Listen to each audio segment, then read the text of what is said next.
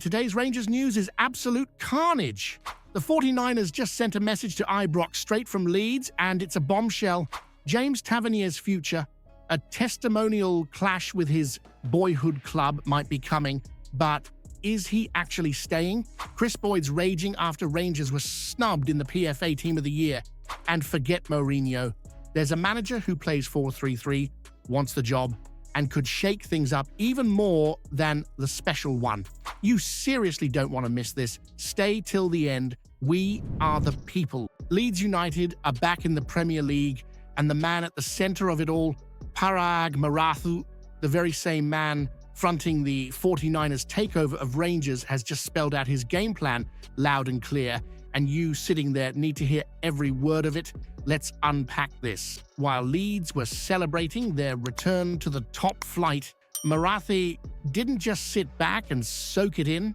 He penned a message to the Leeds faithful that doubled as a roadmap, a statement of intent, and for you, it should read as a preview of what's coming to Govan. He spoke about preparing for this moment quietly, long before the celebrations, investing in the right infrastructure, backing the squad, growing the stadium beyond 50,000. He's not in it to mess about. He's planning to build a Leeds side that stays in the Premier League, not visits, not flirts with it, stays. And let's be real, if that's the approach at Elland Road, what does that tell you about what's coming to Ibrox? The same man, the same business brains, the same blueprint, a complete rebuild. From the dressing room to the boardroom to the stands, that's what's on the cards. Kavanagh, Steinson, Marathe. This isn't some fantasy consortium playing football manager. They're operators, they're winners, and they're heading for Govan. But here's where it gets properly tasty. There's only room for 2 majority holdings in British football, and with Leeds now up, Ibrox is next. The 49ers group is positioning Rangers for a reset, a revolution. And if the noise coming out of Yorkshire is any indicator, we're not talking about steady hands and slow growth. We're talking about full throttle, bold ambition, the kind Rangers should have had all along. Marathe said, and I quote, "This is your club and your promotion. Thank you for the passion, the energy. We're stepping confidently into the next chapter." Now you tell me, with all this firepower ready to explode into Ibrox, can Rangers afford another season of mediocrity?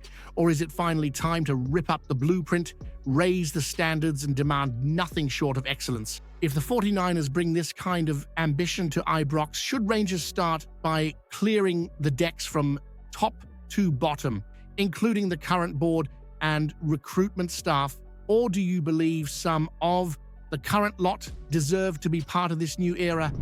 James Tavernier, the name alone commands respect. A full decade at Ibrox. Joined us in the shadows of the championship and rose to lift the title as captain during the invincible 55 season. Led us to Seville, pushed through years of mediocrity and kept the armband with pride. He's the highest scoring defender in British football history. That's not just a stat, that's legacy. And now there's talk he could be on his way out. With the 49ers takeover around the corner, there's a brutal breeze of change blowing through Ibrox, and no one is safe, not even the captain himself. Let's look at what we know. Tavernier is contracted until 2026. He's hinted strongly that he wants to stay. That after the Bilbao defeat, he gave a glowing endorsement of Barry Ferguson, calling for him to stay on, praising the mentality he's brought back into the dressing room. That doesn't sound like a man looking for an exit. That sounds like a man who wants to be part of the rebuild. But here's the twist. The word from inside is that everything's on the table this summer. The 49ers aren't coming to Ibrox to hand out long service medals. They're here to strip this club back and start again. A new manager, new philosophy, new backbone. And with Tavernier's inconsistency this season, despite 5 goals and 12 assists, questions are being asked. Does he still deliver in the big games? Is his leadership enough to pull us out of this domestic rut? Or is he part of the problem? We're hearing it loud and clear. His future is up for debate. New manager coming in, and whoever it is, Gerrard, Mourinho, or another headline grabber, they'll have to make that call early, and it won't be an easy one. But here's where it gets even more interesting.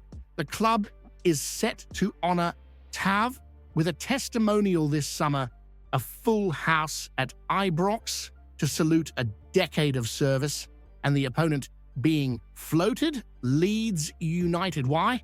Because not only are they the 49ers' other football project, freshly promoted to the Premier League, but they're also Tavernier's boyhood club. The stars are aligning. It makes perfect sense. Imagine it. Tav leading Rangers out against Leeds at a packed Ibrox, a proper send-off, or maybe a new chapter. It could go either way, but don't be fooled by the sentiment. This is a ruthless business now. The 49ers will not hesitate to cut ties if they feel it's time. And that, my friend, is the tension bubbling under the surface. So, with a new era about to dawn at Ibrox, should James Tavernier remain as captain and key figure for Rangers, or has the time come to move on and pass the armband to the next leader of this club? Let me know in the comments. This isn't just about football. This is about identity, legacy, and the soul of the team. Well, another year, another slap in the face from the so-called PFA Scotland Team of the Year. 7 Celtic players, 7, while only 2 from Rangers made the cut, John Soutar and Nico Raskin. You can't help but feel there's more politics than football behind some of these choices. Václav Černý, one of the standout performers in the league this season, completely overlooked. 11 goals, 2 assists, countless moments where he's carried the attack on his back, and somehow he's not there. Kris Boyd's had his say, and he's bang on. Cerny's been class, and to be left out while others make it on name alone is, in Boyd's words, unbelievable. Simon Murray was mentioned too, and fair enough, he's had a cracking season, but this is about Cerny, a player who, in his first year in Scotland, has adapted, delivered, and dragged this team forward during a season when others have crumbled. And let's be honest, Nicholas Kuhn was praised for a wee run of form in the first half of the season, and he gets more recognition than Cerny. Come on, if Cerny played in green and white, we all know he'd be in that team. It's hard to ignore the fact that performances at Ibrox are always judged more harshly, even when the numbers speak for themselves. Now, Rangers have until the end of May to activate the option to buy him from Wolfsburg for £5.5 million. And if they've got any ambition at all, that's a no-brainer. Is this another example of Rangers players being overlooked in Scottish football because of bias and media darlings? Or did Cerny really not do enough to be in that 11? Here we go again. Rangers are in the market for a new manager, and with Barry Ferguson's interim run set to end in just a few weeks, the hunt is well and truly on. And let's be honest, you and I both know the next appointment has to be spot on, or else we'll be watching Celtic hoover up title after title while we're stuck in the same old cycle of false hope and empty promises. But here's the twist. 2 very familiar names are being tossed about. On one hand, you've got the serial winner, the trophy machine, the man with 3 Premier Leagues and 2 Champions Leagues under his belt, Jose Mourinho. On the other, the man who brought us title number 55, the one who ripped that league away from Celtic's grip and gave us our pride back, Steven Gerrard. Now, let's be honest, Mourinho's record is ridiculous. He's a giant of the game. But do you really see him building a long-term project at Ibrox? Do you really see him connecting with this squad, this club, this support the way Gerrard did? And more importantly, do you really think we need another boss who's just here for the short haul? Because here's the thing, Gerrard wants the job. According to reports, he's open to coming back. He knows what went wrong last time, lack of proper backing. And with the 49ers takeover nearly complete and new money about to be injected, he'd walk into a completely different situation. And if you ask me, it makes sense. He already knows how to beat Celtic, he knows how to win a league, and he knows how to handle the pressure of Ibrox, and yes, he struggled at Villa and didn't light up Saudi Arabia either, but this place, this club, he knows what it means. He lived it. He built something here. You remember that 4-3-3 system, don't you? The one that dominated the league, kept Celtic scoreless, and made us untouchable in 2020-21. The pressing, the intensity, the discipline.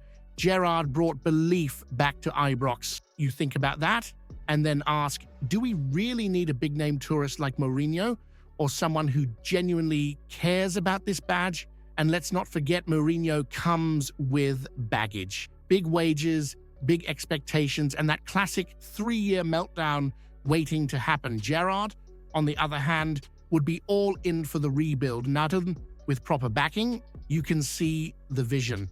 It's not just romantic, it's logical.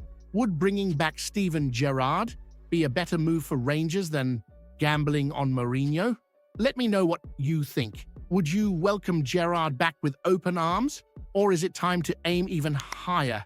Be honest. If you haven't seen yesterday's video yet, you're missing out. Explosive news about Rangers that'll leave every fan stunned. Go check it out now.